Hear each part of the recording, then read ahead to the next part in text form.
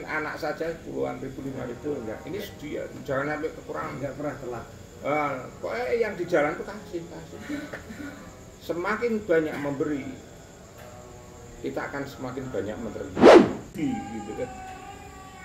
Dene ora cetha lah bae jawabe wong aku sing weruh kowe ora pengen weruh kok kowe ora weruh kok pengen weruh gitu.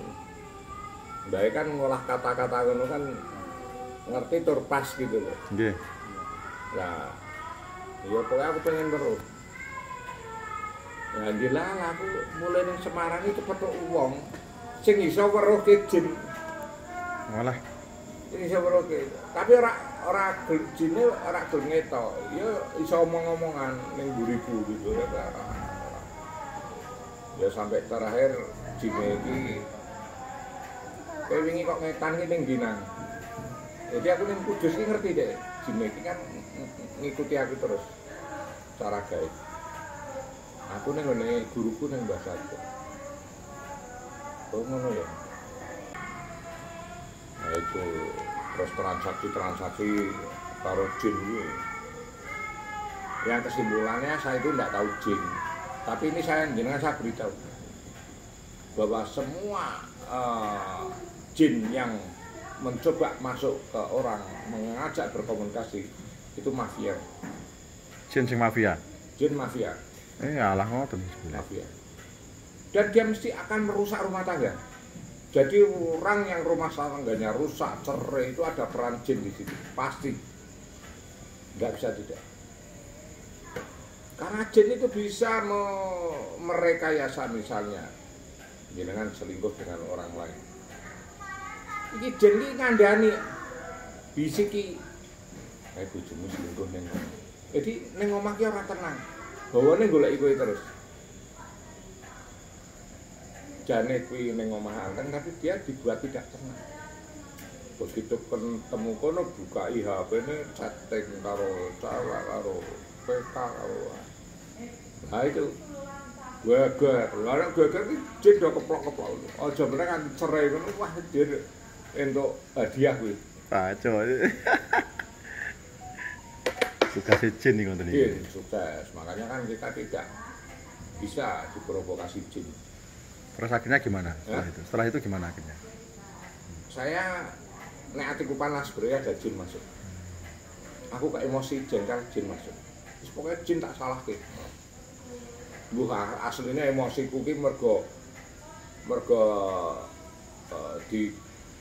disalahi wong emosi di jin.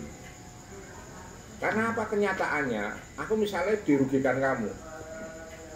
Nek aku ora emosi kan ya ora apa-apa. Tapi pada saat saya emosi menghadapi kamu, ini tubuh saya ini rusak. Lah, makanya saya tidak boleh emosi. Aku dirugikan kamu misalnya gedene 100 juta, 200 juta. Aku pilih golek liyane. Wong liyane tanah sing kosong akeh.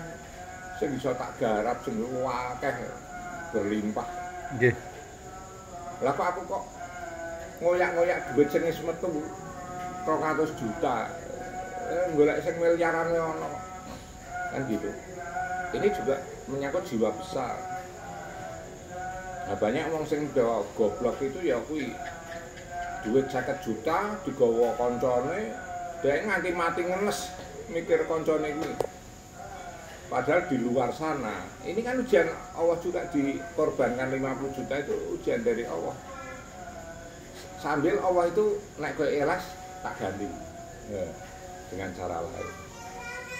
Lah hanya 10% yang bisa ikhlas seperti itu. Yang 90% rata-rata orang tidak bisa. Jadi ini api ketemu wong, jamaah ABG juga.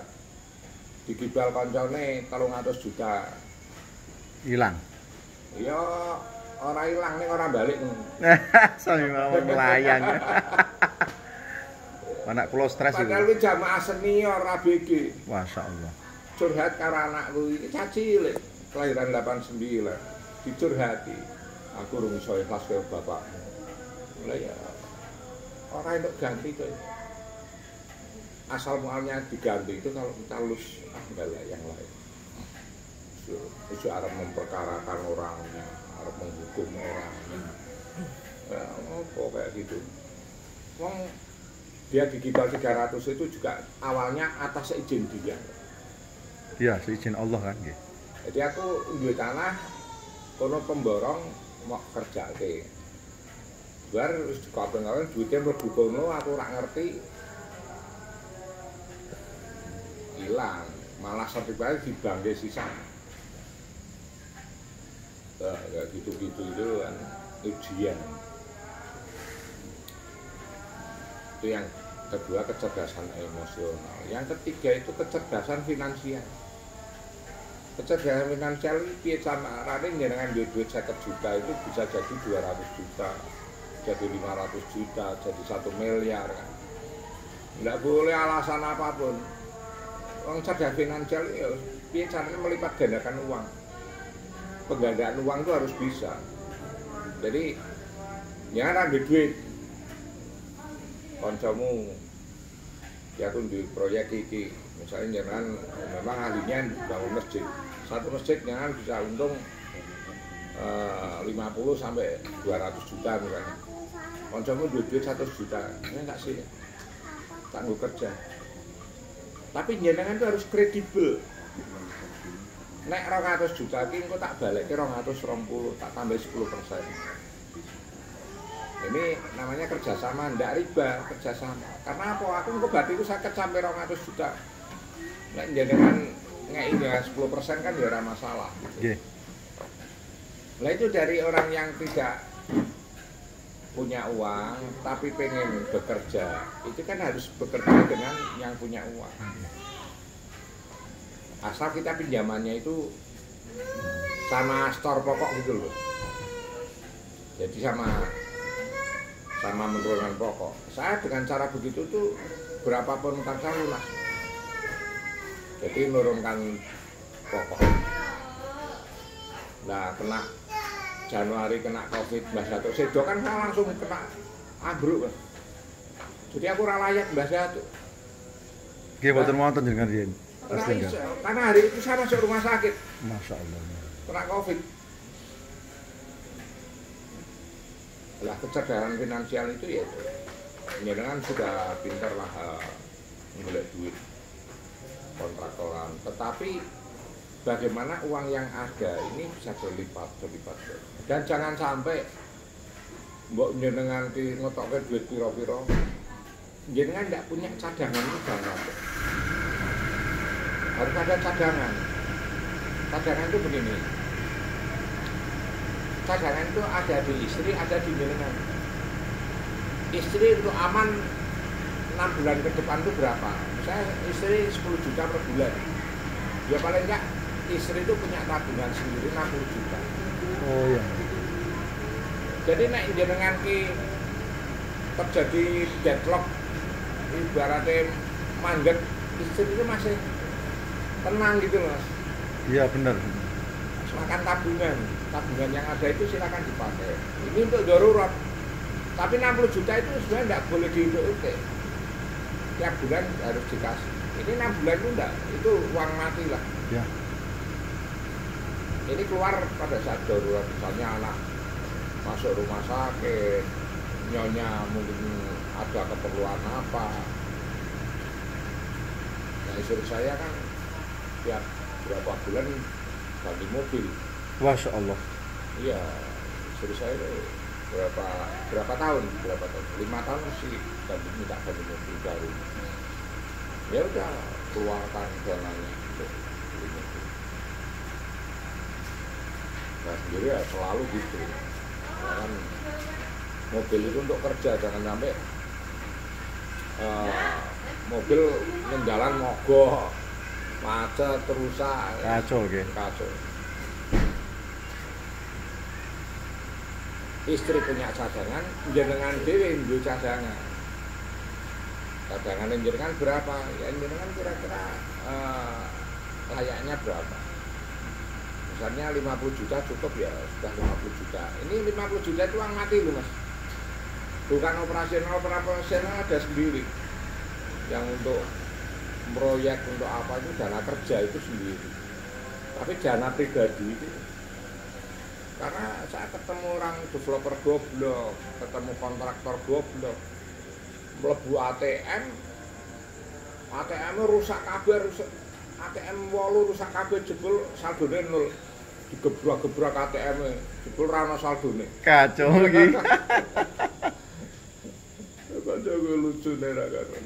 Asem ATM sak kudus rusak kabeh. Jebule duwe ra ono duwite. Jebul ra ono saldone. Aduh. Nah, itu. Makanya ini tidak cerdas. Makanya harus ada saldo. Di rumah saya ini sudah seminggu ada developer yang nginep di rumah saya. Iya. Karena itu. Maksudnya belajar apa pripun aja? Remuk.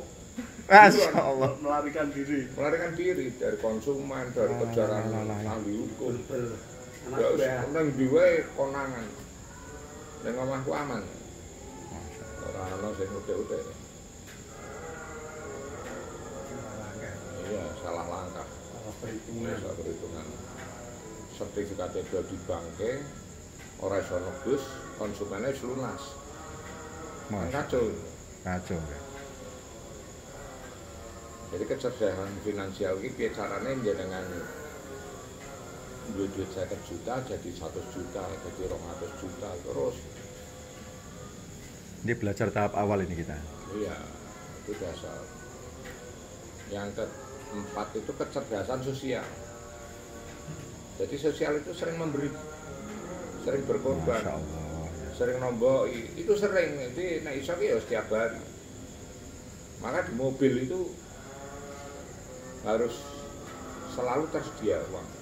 Uang pengamen kok ora dikei. Karena kita uang itu sudah tersedia di mobil. Ini mobilnya anak saya. Kita kan sama Bu. Oh ini jenengan ya. Di mobilmu ada nggak uang raja? 5 ribuan 2 bendel, 10 ribuannya 1 bendel. Coba keluarkan. Masya Allah. Ini ilmu langsung praktek ini, Pak Kaji. Makanya ini ilmu ini penting ini. Beliau ini nggak mursyid tarekah tok loh ini. Biasanya bertentangan sama kita ini. Ini kan urusan konsultasi keluarga, ame bojos langsung karo Pak Kaji. Siap. Kerjaan. Selalu standby di dalam mobil. Masya Allah. Duitnya Ini ilmu langsung praktek ini. Bukan abu-abu duitnya. Ini untuk parkir, untuk ngasih orang di jalan. Ini anak saya. Nggonku rong Masya bulan. Allah, Masya Allah. Ini anak saja puluhan ribu, 5.000 enggak. Ini dia, jangan sampai kekurangan. Enggak pernah telat. Pokoknya yang di jalan tuh kasih. Semakin banyak memberi, kita akan semakin banyak menerima. Masya Allah. Lo karo wong cilik wis tegel aja meneh karo semakin banyak menerima. sing wong gede. Nah, ini ilmu bahwa kita harus terbiasa memberi setiap hari. Ini kita ambil di bank. Di bank. Anak-anak saya semua. Ini uang kecil, tapi manfaatnya besar. Masya Allah ya. Cerah.